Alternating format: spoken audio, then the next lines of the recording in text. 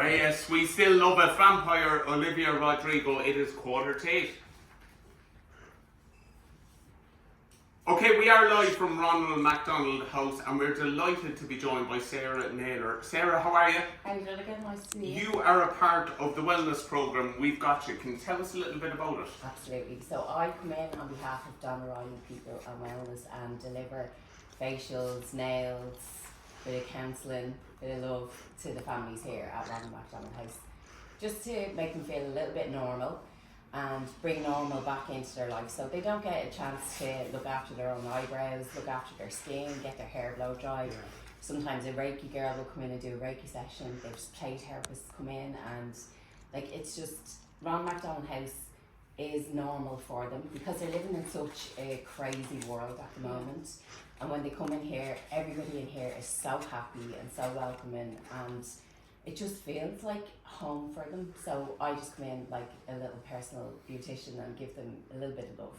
I love this. I mean, the minute you walk in the door of Ronald McDonald House, there's such a warmth around the place, and I that really actually shocked me when we were here before Christmas. It really does feel like a happy place, and it is, and you bring that extra bit of happiness to and normality to people. How long have you been doing it, Sarah? It's coming up on 2 years now. So I came in September 2022, so actually a year and a half.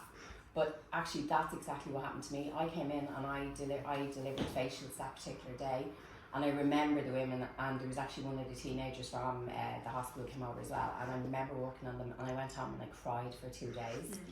And because I made it about me, and I felt their pain, and I brought their pain home with me. And then I was thinking about it, and I was like, why is it so happy in that house? That's so weird.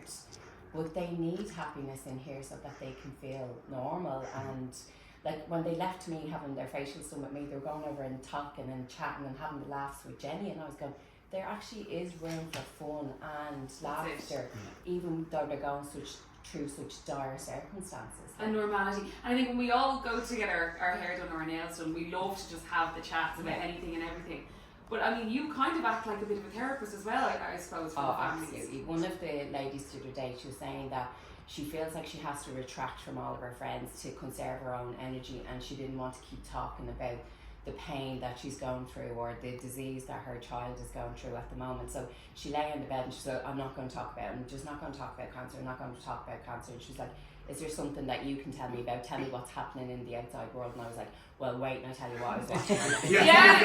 Exactly. You're watching trailers. Exactly. So it is that just day-to-day chats. It must be so rewarding for you. Oh my God, I was only talking to Donna Riley last night. She's the owner of the wellness program, and she works closely with Sharon to create programs for the families. And I was saying to her, I am such a better human for coming into this house. The empathy that I have for other people, and realising that you have to walk an inch in someone else's shoes to realise what they're going through. Like, the tasks of just washing the clothes for their children. There was one woman the other day, she had 6 sets of clothes to wash between that evening and the next day to have back to the hospital, because that's how many sets of clothes her child goes through in the day. And she said how hard it is just to do that and eat and have that amount of time. Like, and this is what Ronald McDonald House does for them. They have food made for them at lunchtime. There's food in the fridge for them to grab, and then the washing facilities are ready for them. The parents' accommodation in the hospital doesn't have that, and this is like a godsend for them. So yeah, it's just, this is an incredible space for them. Sarah, this is a bit silly of me now, but I noticed that your surname is Naylor. Yeah. And you do nails. I know. That is a great tagline. Is it? Yes, my tagline. I'm Sarah Naylor. I'm going to help you nail it in your head. No, yes! Go on, Naylor. What's the name for that? Nominative determinism. When your name determines what job you might end up doing. I love it. And you know, I hated my name because in school they used to go, I got an A against the wall. And oh my God. Sorry, that's the kind of name that a lad would go, Naylor. Yeah, exactly. Absolutely love it. So now I teach people how to do nails. Love it, love it. Well, I think, you know, everything you've told us just shows us how special a place this is, and we would love if you guys listening at home could get involved in whatever way you can to help, raise funds for the families of seriously ill children. You can now send a Barrow Hug Bunny to someone special. All the details are up on the website rmhc.ie, and just by sending someone a hug, you could win yourself a holiday worth €5,000. So please get involved, because this is a really special place. Sarah Naylor, thank you so much for joining Go on. us. Sarah, will you have a look at these? What would you do here, Sarah? Magic wand. How would you even start?